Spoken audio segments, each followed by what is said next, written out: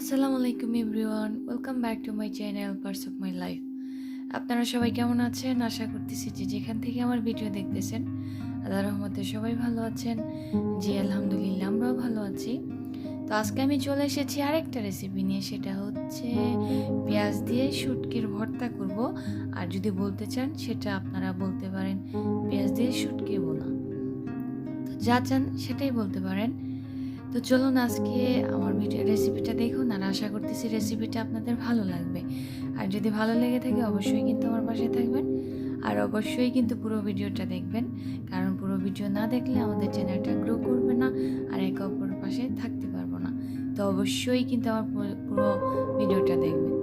তো এখানে আমি প্রথমে শুটকি নিয়ে নিয়েছি, এটা আমি দেশে থেকে নিয়ে আসছিলাম।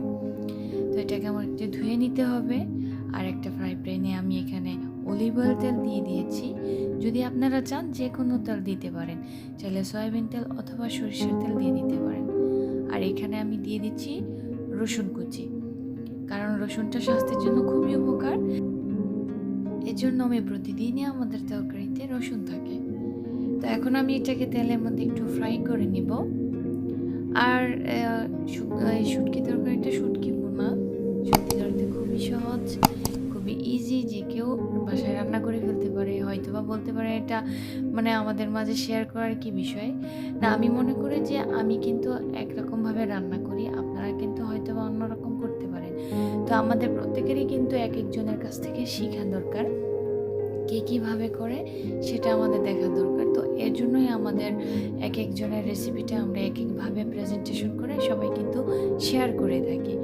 তো এখানে আমি দিয়ে দিয়েছি পেঁয়াজ কুচি, যেহেতু আমি এটা পেঁয়াজ দিয়ে রান্না করব, এর জন্য আমি পেঁয়াজটা একটু বেশি নিয়ে নিয়েছি। আপনাদের প্রয়োজন অনুসারে আপনারা নিতে পারেন, আর যতটা শুটকি নিতে চান ততটা নিতে পারেন। আর সাথে দিয়ে দিয়েছি কাঁচামরিচ। এখন দিয়ে দিচ্ছি একটু লবণ দিয়ে, তারপরে এটা সবগুলোকে একটু ঢেকে দিয়ে আমি ফ্রাই করব। একটু ফ্রাই হওয়ার পরে এর মধ্যে আমি দিয়ে দিচ্ছি হলুদ। আমি কিন্তু ফাঁকিয়ে যে পাউডার মরিচটা আছে সেটা কিন্তু ইউজ করব না, যে শুধু আমি কাঁচা মরিচটা ইউজ করতেছি। তো ঝালটা ডিপেন্ড করে আপনাদের উপরে, আপনারা যেভাবে খেতে চান সেভাবেই কিন্তু ঝালটা ততটুকু ঝাল কিন্তু দিতে পারেন। এখন এটাকে ভালো করে একটু ফ্রাই করে নিতে হবে।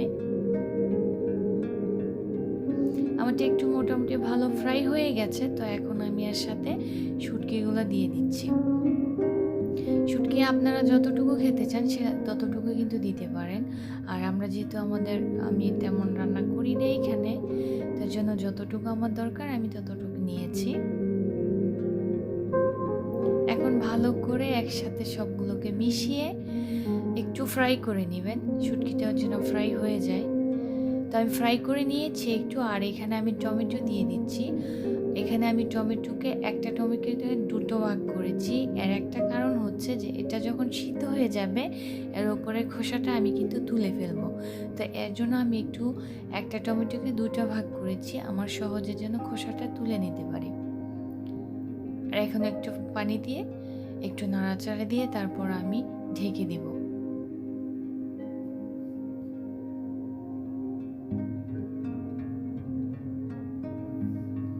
আর বরাবরের মতো রিকোয়েস্ট, যদি আমার রেসিপিগুলো এবং আমার চ্যানেলের ভিডিওগুলো আপনাদের ভালো লেগে থাকে অবশ্যই কিন্তু আমার চ্যানেলটা সাবস্ক্রাইব করবেন, সাবস্ক্রাইব করে আমার পাশে থাকবেন।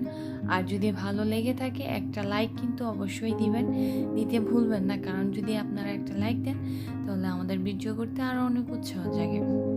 আর অলরেডি যারা আমাকে সাবস্ক্রাইব করে আমার পাশে আছে তাদের সবাইকে জানাচ্ছি অসংখ্য ধন্যবাদ। এভাবে সবসময় আমার পাশে থাকবেন, আমি যেন অনেক দূর সামনে এগিয়ে যেতে পারি। আর ইনশাল্লাহ আমিও যতটা পারি সবার পাশে আছি। তো আমারটা আমি দেখতেই পাচ্ছেন উপরে খোসাটা তুলে নিয়েছি টমেটোর। এখন ভালো করে মিশিয়ে দিয়ে একটু নাড়াচাড়া করে তারপরেই হয়ে যাবে আমার মজাদার শুটকি ভর্তা অথবা বোনা, যেটা বলতে চান সেটাই বলতে পারেন। একটু ভালো করে ফ্রাই করতে হবে যেন এর মধ্যে কোনো পানি না থাকে, একটু শুকনো শুকনো হবে, তখন গরম গরম ভাতের সাথে খেতে খুবই ভালো লাগে। চাইলে আপনারা এটা রুটি দিয়েও খেতে পারেন। এই তো আমার শুটকি বোনা কিন্তু হয়ে গেছে। পেঁয়াজ দিয়ে শুটকি বোনা আমারটা হয়ে গেছে। আর আমার রেসিপিটা আপনাদের কেমন লেগেছে অবশ্যই কিন্তু কমেন্টের মাধ্যমে জানিয়ে দিবেন। আর যদি ভালো লেগে থাকে লাইক কিন্তু দিতে ভুলবেন না। আর এতক্ষণ আমার সাথে থাকার জন্য সবাইকে অসংখ্য ধন্যবাদ জানাচ্ছি। Thank you so much. সবাই ভালো থাকবেন। আল্লাহ হাফেজ। আসসালামু আলাইকুম।